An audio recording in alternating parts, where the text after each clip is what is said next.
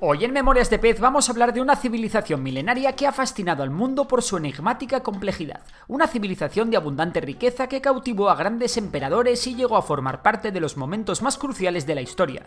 Hoy hablaremos sobre el Antiguo Egipto. Ahora bien, para hablar de Egipto hay que entender su particular geografía. El punto de partida para que esta civilización alcanzase tales niveles de progreso y desarrollo no es otro que el río Nilo. Sin él, Egipto sería simplemente un desierto inmenso. Además de servir como un canal de comunicación, el Nilo permitió el desarrollo de un sistema de cultivo que abastecía a la población y que se basaba en las dos crecidas anuales que convertían el terreno en un suelo muy fértil. Eso sí, estas crecidas también tenían sus inconvenientes, eran impredecibles y provocaban inundaciones. Las evidencias arqueológicas relatan que la civilización egipcia comenzó alrededor del sexto milenio a.C., durante el Neolítico, y todo apunta a que los primeros pobladores llegaron huyendo de la desertización del Sáhara, que se ve que por entonces era menos desierto. Y bueno, se encontraron con el Nilo y os podéis imaginar la fiesta. Por aquel entonces estas civilizaciones domarían en el Valle del Nilo la agricultura organizada y la construcción de grandes poblados. Esta etapa es nombrada como el período predinástico y es en ella en la que se comienzan las primeras obras de canalización del Nilo y surge la escritura con jeroglíficos. Se cuenta que en esta etapa existieron dos reinos en el delta del Nilo, el reino del junco y el reino de la abeja. Pues resulta que el reino de la abeja conquistó al del junco y el delta acabó por unificarse. Eso sí, los vencidos se retiraron al Alto Egipto, que básicamente es la zona en la que se encuentra el curso alto del Nilo, y formaron otras nuevas ciudades hasta organizarse en otro estado. En el siguiente periodo, el periodo protodinástico, estas ciudades crecen aún más y los cultos al dios Horus, el considerado como iniciador de la mitología egipcia, aumentan en el Alto Egipto. Horus es el de la cabeza de halcón, hijo de Isis y Osiris. Tras esto comienza el periodo arcaico, aproximadamente entre el 3200 y el 3000 a.C., en el cual se unifican los reinos de la Hieracómpolis en el Alto Egipto y el de Buto en el Bajo Egipto. Esta unificación se le atribuye generalmente a Narmer, el cual es considerado el primer faraón de Egipto y por lo tanto el fundador de la primera dinastía. Estos faraones fueron considerados seres casi divinos, aunque normalmente no fueran deificados en vida. Era tras su muerte cuando el faraón se fusionaba con Osiris y adquiría la inmortalidad. Durante las primeras dinastías eran identificados con Horus y a partir de la dinastía quinta también eran hijos del dios Ra. Con Egipto unificado comienza la época del Imperio Antiguo en el año 2635 a.C. Es en este momento en el que se inicia la dinastía tercera y se toma como capital la ciudad de Menfis. Los faraones, que creían en la vida después de la muerte, eran conscientes de su poder absoluto y centralizado y ordenaron la construcción de unas enormes estructuras funerarias conocidas como mastabas, o mejor aún como pirámides. El faraón más notable de la tercera dinastía, Zoser, construyó una de las mastabas más conocidas, la famosa pirámide escalonada de Saqqara. Para ello se valió del que pudo haber sido el primer científico de la historia, el erudito Imhotep, que además de arquitecto fue médico, astrónomo e ingeniero. Lo tenía todo el tío. Sin embargo, la época de mayor apogeo en el Imperio Antiguo se dio con los faraones de la cuarta dinastía, fundada por el faraón Seneferu. Esta época de estabilidad, desarrollo y abundancia quedó plasmada en la gran cantidad de pirámides que se construyeron, y como no fue aquí donde se erigieron las tres famosas pirámides de Giza, la gran pirámide que fue construida por Keops, la segunda en tamaño que fue construida por Kefren, probablemente junto con la Esfinge, y la más pequeña de las tres levantada en el reinado de Micerino.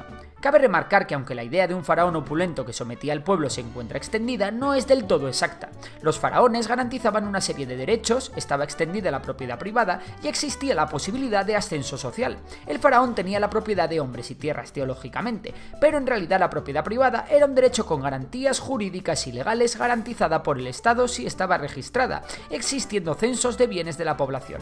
Con la quinta y sexta dinastía a los egipcios se les empezó a ir la olla, y el faraón pasó a ser considerado el mismísimo dios Ra vivo. Y evidentemente había quien sacaba provecho con esto. El monarca comenzó a depender de los sacerdotes que ganaban influencia y poder, y el mantenimiento de los cultos y la construcción de grandes monumentos dinamitaron las reservas económicas del Estado. Además, los gobernantes locales, conocidos como nomarcas, empezaron a pelearse entre sí, minando la autoridad central. El colmo de esto fue una gran sequía en la región de las fuentes del Nilo entre el 2200 y el 2150 a.C., que además evitó que se dieran las crecidas del Nilo, ocasionando una época terrible de hambrunas y disturbios. Con esta catástrofe surge el primer periodo intermedio, una época de decadencia que comprende desde la dinastía séptima hasta mediados de la onceava. En esta época hubo un importante cambio de mentalidad debido a la menor dependencia del Estado y el crecimiento de las clases medias en las ciudades. Esto queda reflejado en los textos sarcófagos, que básicamente son escritos con conjuros pintados en los sarcófagos y ataúdes. El Imperio Medio surge entre el 2050 y el 1750 a.C.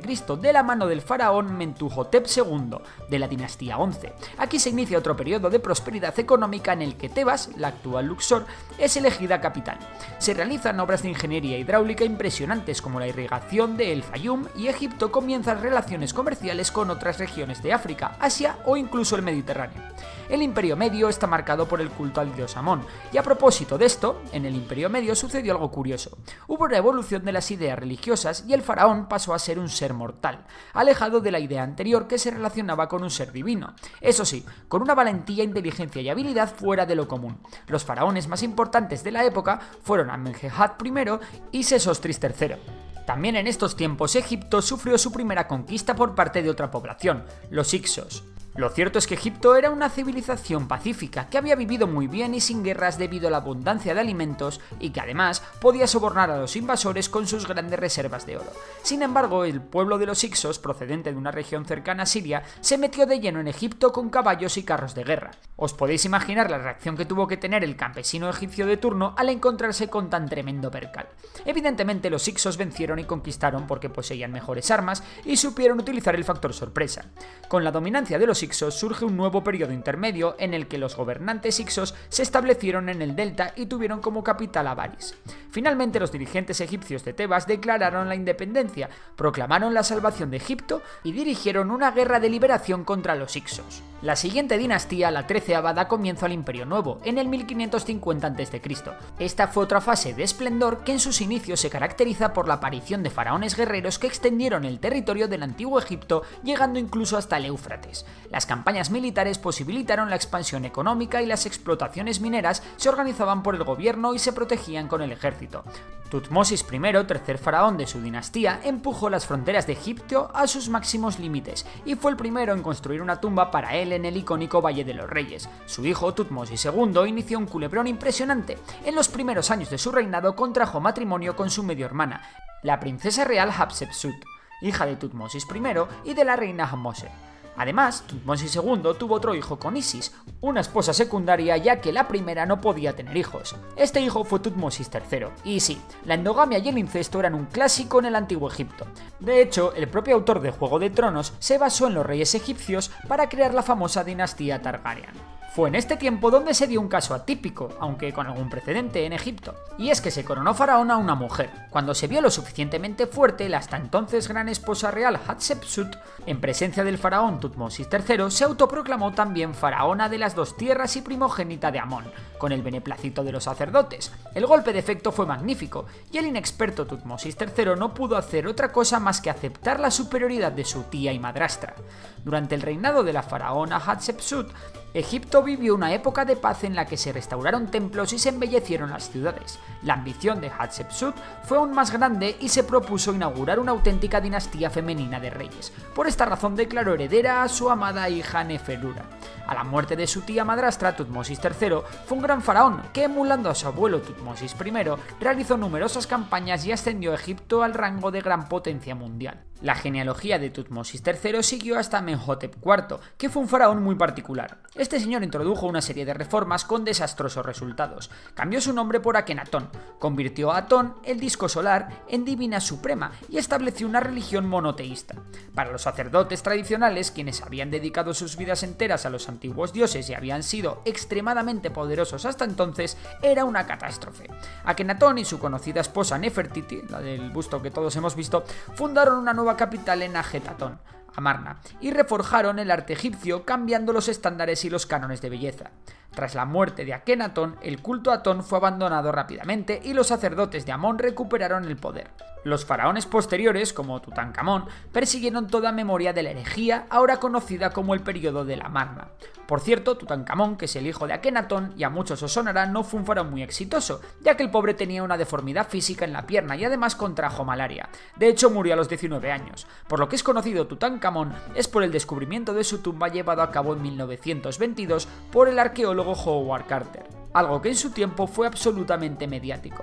El descubrimiento de esta galería subterránea, que había sobrevivido milagrosamente a los saqueadores de tumbas por un derrumbamiento, despertó el interés mundial por el antiguo Egipto. La enorme cantidad de artefactos de distintos materiales preciosos y tallas perfectamente conservadas del ajuar funerario de Tutankamón han viajado por todo el mundo para ser presentadas en innumerables exposiciones. Además, nació una curiosa superstición basada en la muerte de varios implicados en el descubrimiento de la tumba, la maldición del faraón. Nunca molestéis la tumba de un faraón, consejo de Memorias de Pez. Pero bueno, sigamos. En el 1279 a.C. asciende al trono Ramsés II el Grande de la dinastía de los Ramésidas. Fue uno de los faraones con el reinado más largo y, además de tener una barbaridad de hijos, también mandó construir de una forma megalómana más estatuas y templos que cualquier otro faraón. También llevó a cabo importantes campañas militares contra los hititas. La dinastía de los Ramésidas fue una de las últimas grandes dinastías de Egipto y con ella muere la última época dorada del antiguo Egipto. Desde los tiempos del Imperio Antiguo, las invasiones a Egipto por su riqueza fueron creciendo paulatinamente, a la vez que el poder de los sacerdotes y terratenientes locales. La corrupción, las luchas externas, los disturbios y el robo de las tumbas reales o pirámides llevaron a dividir el país, iniciando otro periodo intermedio caracterizado por la gobernanza de dinastías de origen extranjero, como las libias o finalmente las persas. Aquí, aproximadamente en el 664 a.C., termina el antiguo Egipto, y Egipto se convierte en una satrapía, que es el nombre que se le dio a las provincias de los antiguos imperios medo y persa. Sin embargo, la maravillosa historia de Egipto aún no acaba aquí ni de lejos. Todavía nos queda hablar de las conquistas de Alejandro Magno y, por supuesto, del Imperio Romano, que también llegó a Egipto.